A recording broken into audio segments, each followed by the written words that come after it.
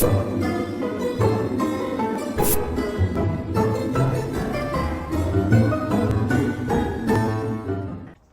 everyone, I'm Moody Boo, the Fragrant Nomad, and I'm back with another single perfume review. It was so pretty outside today, I just decided I don't want to be indoors. I want to be out here. It's my day off. I'm going to enjoy the sun a little bit. So here I am. I'm going to try to kind of keep the volume down a little bit because I got neighbors on both sides and they already think we're weird enough. I don't need them thinking that we're weirder than we actually are. Okay, I don't need them knowing how weird we really are. How's that? So anyway, I was going to talk about Marissa Zappas's Honey Rose. This is one of her newer releases, at least here it is. I noticed it on Lucky Scent. I have a couple of Marissa Zappas perfumes that I adore, so I thought it was a very safe buy and buy.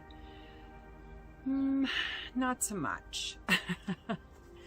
I said it may be a slow burn because I hadn't really warmed up to it at this point, and I still haven't. Honey and rose, really? That combination to me is just too intriguing not to pop for. So I did, and immediately I was reminded of like a Stella, her original perfume that I went through a full bottle of. It's almost at the beginning kind of a rosy soliflor, almost a wild rose kind of soliflor, which is beautiful. But I didn't really, and I still don't, get hardly any honey for quite some time after you first spray it. At first, it's just this kind of sweet, soapy kind of a rose, not too soapy, not something that would repel me immediately. It took me a little while for me to realize, yeah, that ain't working for me. Now the deep dry down is when the honey kind of comes out a little bit and a little bit of earthy notes comes out, and that's when it actually is, at the time when I'm wearing it at the deep dry down, I'm happy I have it on. But that problem is it takes a good hour at least to get to that point, from the soapy, sweet soapy rose to that lovely kind of warmer honeyed kind of rose that it has, you know, in the deep dry down. So, and I'm just not into wearing a perfume and disliking it for like the first hour or two.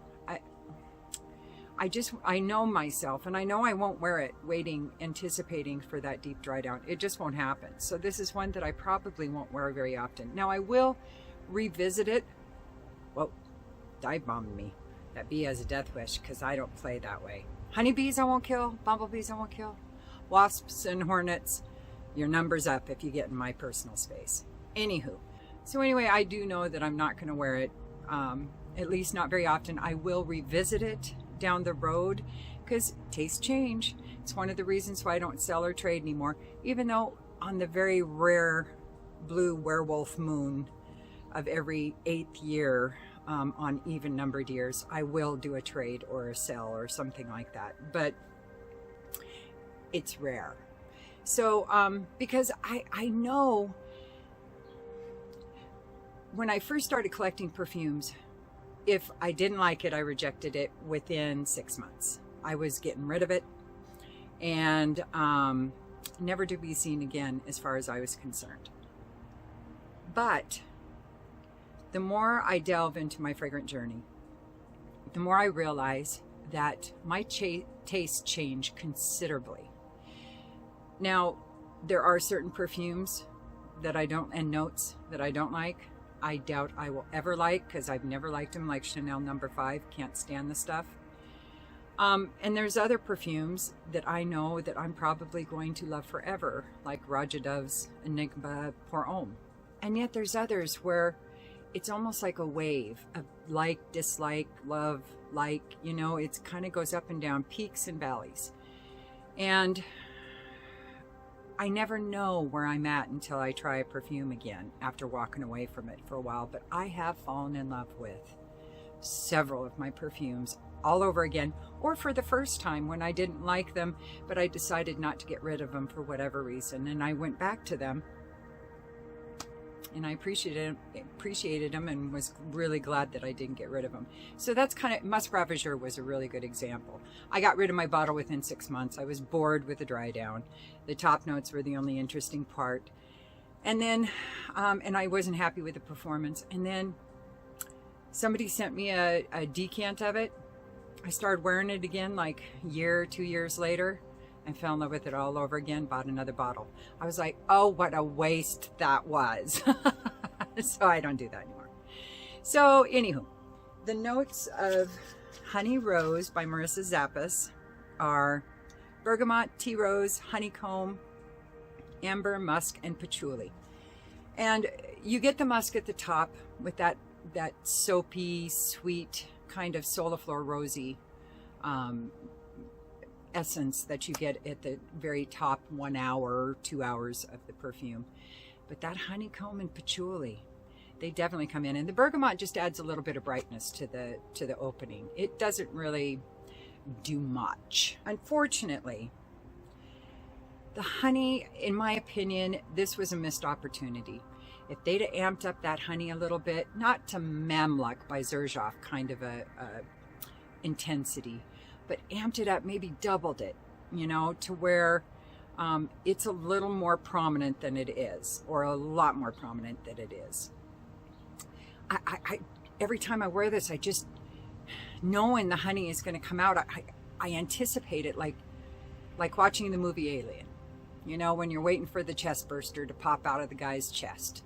The person is kind of this, just made up of roses, and the chest burster is the honey. At least I want it to be.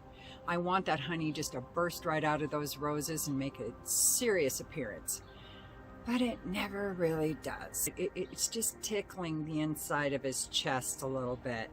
It is doing no damage whatsoever, and it's certainly not making any effort to make an appearance. That's all I'm saying. But I want it to so bad. I hope they reformulate this and have it come back out with more honey in it, maybe a little more amber, because I don't get a lot of amber either. Even with the dry down, I get a little bit of earthiness, a little bit of warmth that I'm sure is the amber patchouli combination. But other than that, I don't get a lot of amber. So as far as the price, it's 150 USD at Lucky Scent for a 50 ml bottle.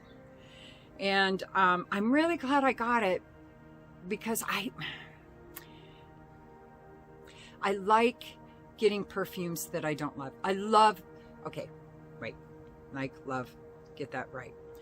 I like having some unsuccessful blind buys. Most of mine, I'm at about 90% successful blind buys, because I've done this for so long. I know what notes I like. I know what houses I like. I know who recommends some other reviewers, you know, whether Fragrantica, YouTube, that I like, that I agree with on a lot of perfumes. And if they recommend something, then I definitely feel a little more confident in the blind purchase. But every once in a while, getting a perfume that just wasn't a hit for me, somehow I missed on this occasion, is really good experience. It's good learning for me, because every time, you know, you kind of dial in your blind purchases even a little more. So now I know if certain things, you know, if there's too much musk in there, probably isn't a good thing. If tea rose is in there, might not be my kind of rose. I definitely like more of a sweet, creamy kind of a rose, a more gourmand, or a rose and patchouli, you know, rose and honey. You know, I like rose and. I don't just like rose for the most part, even though this doesn't smell like your grandmother's soliflor. This, like I said at the beginning, reminds me, it has the feel of Stella's original perfume, and which I loved. But again, here's an issue. The caps have real problems, because the inner guts of the cap separate from the cap itself. So it's almost like having an inner cap and then you got an outer cap. So that sucks. You know, they were made kind of crappy, but it is what it is. So as far as performance goes, not great either. You would think with honey and rose, a lot of times, for me anyway, those notes tend to do pretty well. I guess it depends on the concentration that you use of perfume. You know, if it's a parfum, an extrait, eau de parfum, eau de toilette, blah, blah, blah, blah, blah. But this one, I was really surprised because it has that smell, that heavy thickness kind of intensity, even at the get-go with the rose, and then it softens out quite a bit with that dry down. So that really surprises me. With amber and patchouli and musk and things like that in there, I would have thought this would project better for longer, but it does not. It becomes almost a skin scent within 2 to 3 hours, maybe 3 to 4. And then it's completely gone by hour 6, 7 for me. So it's not a great performer. I do think because it's such a heavy rose, you probably could wear it spring, summer. And because of that dry down with the patchouli and the honeycomb coming out in the deep dry down, even though it isn't a powerhouse kind of perfume, it might be good for winter daytime kind of wear. I don't think this would qualify as a good signature scent unless you are the type of person that really only wants to wear a scent for yourself. You don't really want to share your fragrance space with anybody else, and you don't want to infringe on theirs. So this is more very polite signature scent, maybe. Kind of feminine because of that heavy wild rose-ish kind of an aroma at the beginning, and because it does remind me of Stella. Do I think it's worth money? No, I don't.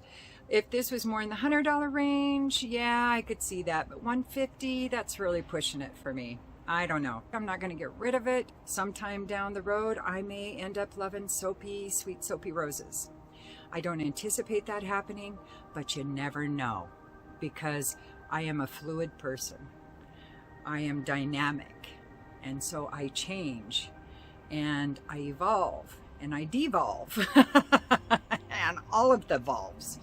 So anyway, Marissa Zappas, Honey Rose, it's okay. I like it, don't love it. So there you go. But she does have some perfumes I absolutely love. So I am not done exploring this house. That's for damn sure.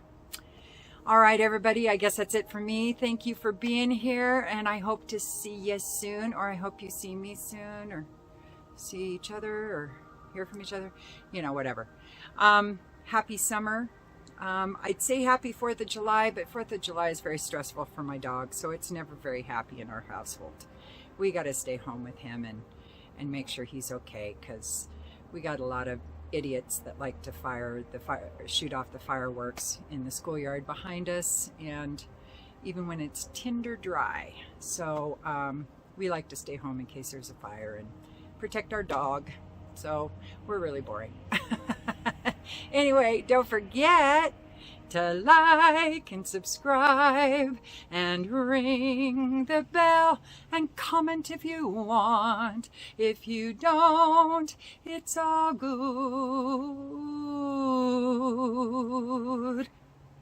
I still love you.